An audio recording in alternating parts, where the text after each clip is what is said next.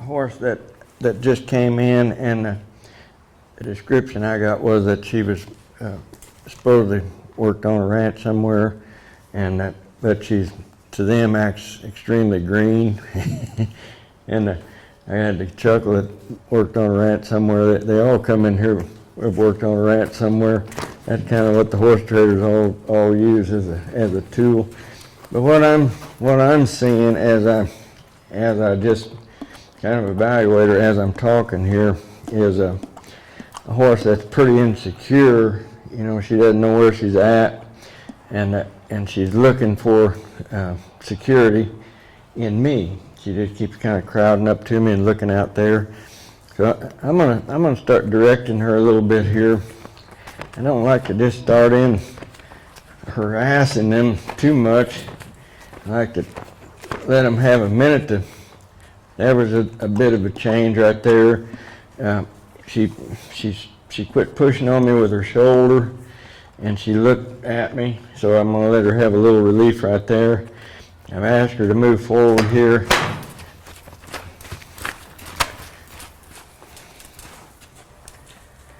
I also said that she was pretty bad about letting the horse here work on her back feet, so we'll work on that a little bit too. The reason I'm tapping her on the ribs there is she's going around looking off and not paying attention to me. So just want to remind her that I'm on this side and I'm the one that's directing the show here right now.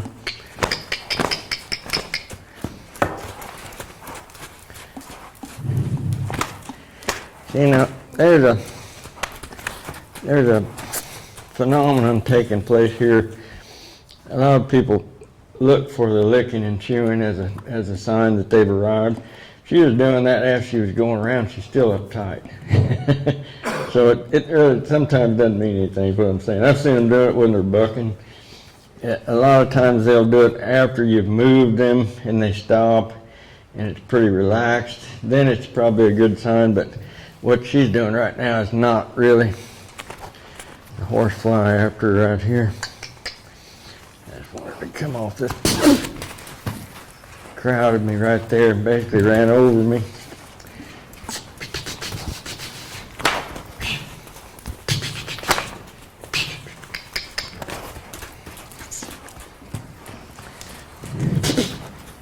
Same situation this way.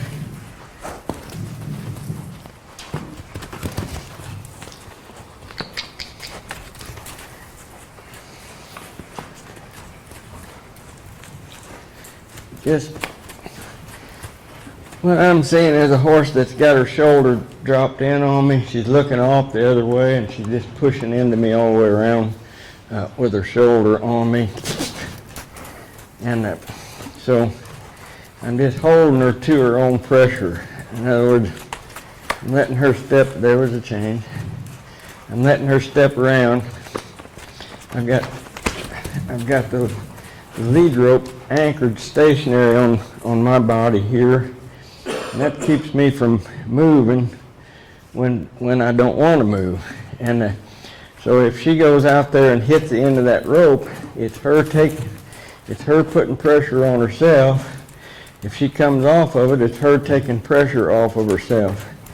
And I'm just adding a little bit of pressure, so to speak, right here where my right leg would be. There was a big change right there. She quit looking off, and she quit, being real troubled, and she just walked around there pretty quietly. So I'm going to let her have a minute in that. So why don't you care for them to look off? Well, when she's looking off, she's just looking for something out there an excuse to not listen. She's not paying any attention to me when she's doing that. So here, that's much better. I'll just pet her with this flag here now. When I took the effort away from it, she stopped moving. I didn't want that just yet. So basically what I'm what I'm trying to do is get her to take her shoulder and set it off to the left. I want her to look to the right and bring her hip to the right at the same time.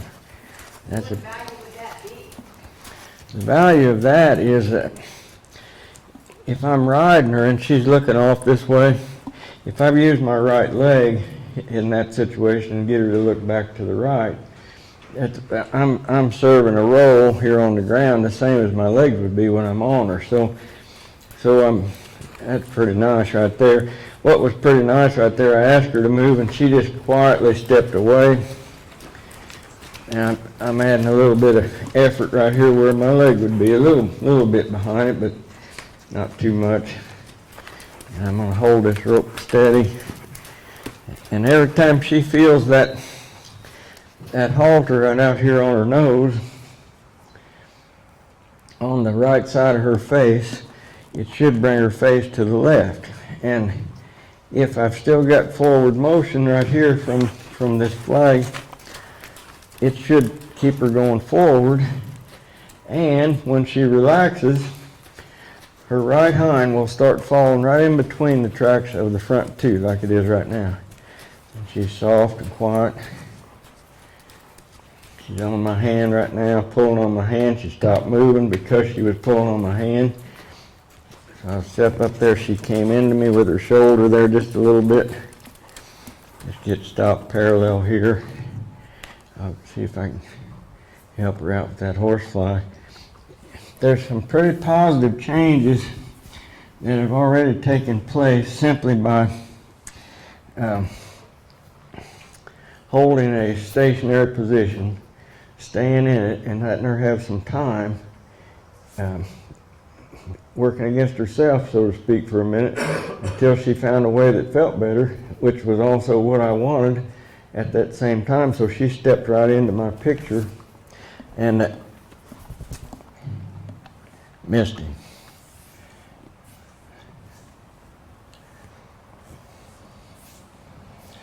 A little bit of time spent here rubbing on her right now will probably really help the situation. Might as well see what we got going on with these back feet. I like that. That's good. In other words, she didn't try to kick at the flag when she felt it on her leg. So I'm going to just have her do a turn on the forehand here until she decides that stopping is a better deal. I like how she's moving that left hind pretty soft up and in front of the right hind, crossing over like that. She'll find a place here to get stopped in just a minute, I think. There we go. And when she got stopped, I'm going to just put this rope between her legs and hold it there. Get her used to that. As soon as she gets soft, I don't want her moving now naturally, but if she has to move, that's okay. She's got a big scar on this leg, so she might have some mental baggage when it comes to being something tight feeling around her leg.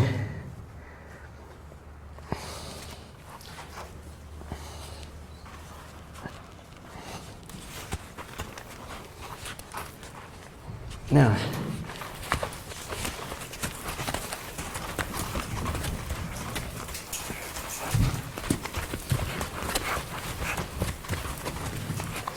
just doing a turn on the forehand. She's trying to figure out why that thing won't quit on her leg. There she quit. So there's her opportunity right there to get that thing to quit. So again, I let her work against herself until she figured out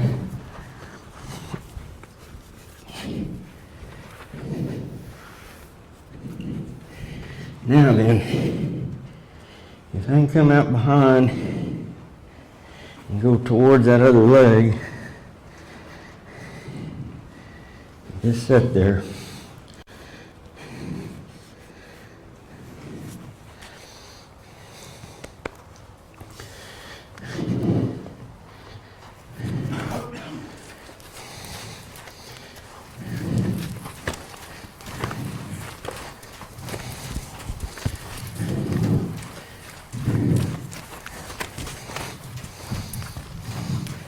She's essentially running off here now, which is a survival instinct.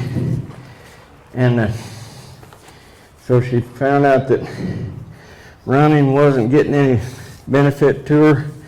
So if running doesn't work, then they'll try stopping. And stopping's what I wanted, so that gave her a benefit. Now she's running again. Now she stopped. Now we'll see about getting this rope between her legs.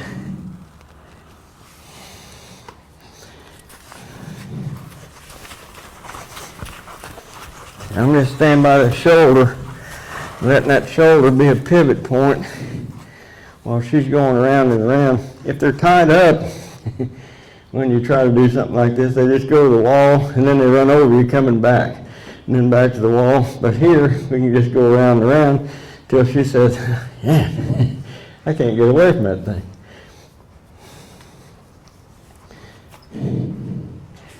Get it down there around that ankle. She's pretty defensive about picking that foot up because she's probably expecting a fight. She's expecting someone to take that leg way out to the side probably. So she's a little bit unsure when somebody gets hold of this leg what's going to happen. So what I'm going to try to do is show her that if she'll soften that leg up and hand me that foot, that I'll soften up and let that be the best deal for her. See how that brace in that leg? Now she's soft, quick as I can. I'll get that toe. Now here, as quick as I can, I need to go to that other leg. Get over here. Well, I've got a hold of this here relaxing right there. And as she's relaxing, I'm letting down. I'm letting her have her leg lower. I'm letting her have it lower. I'm waiting on her. I'm waiting on her. I'm feeling what she's thinking probably. And I'm waiting on her to relax. As quick as I feel her just completely relax, I'll let her have that foot.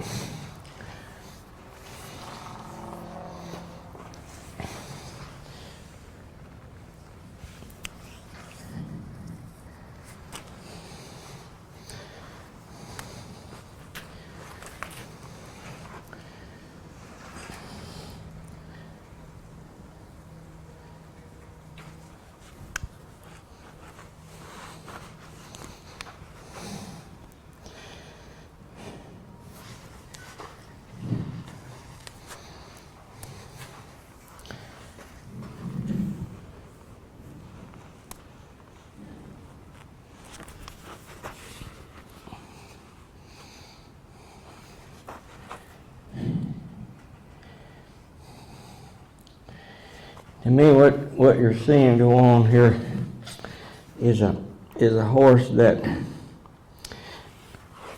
probably didn't trust the two-legged creatures that have had a hold of her legs, and that if you maybe found yourself around just talking to somebody, if you've been around a lot of people you couldn't believe a word they said, and then you walked up and there's somebody that there's just something about that person that you know that what they said, they meant what they said and that was the truth. And this is the response that she's getting. She's feeling understood. And she's not expecting me to hurt her. So she's able to relax in that. And all I did was set the stage so she could find that out. I let her have a place to go moving her feet until she found out that, hey, this is, I'm not gaining anything from this, but I am gaining from this.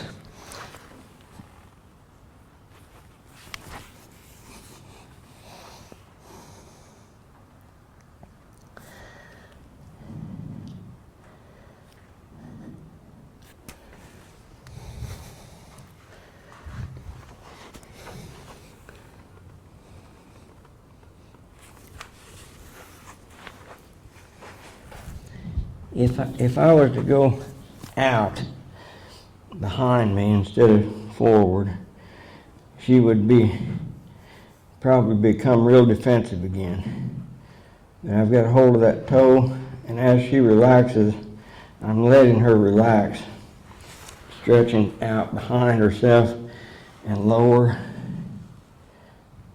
Let her be just like that.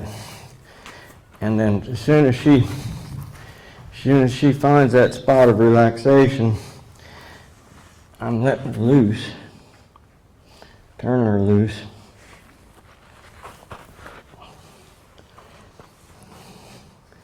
She's still got an element of reserve in there, and that's going to be there for a while. I'm not sure if I should, her thinking, she's not sure if she could turn loose of that foot or not. She's got plenty of scars on her legs and her feet. She's no stranger to being trapped. And she's probably learned that if she fights, she can get out of those traps. Well, I sort of put her in a trap, but I let her find that relaxing was the best way out of the trap. Let me tie her up here and get a saddle.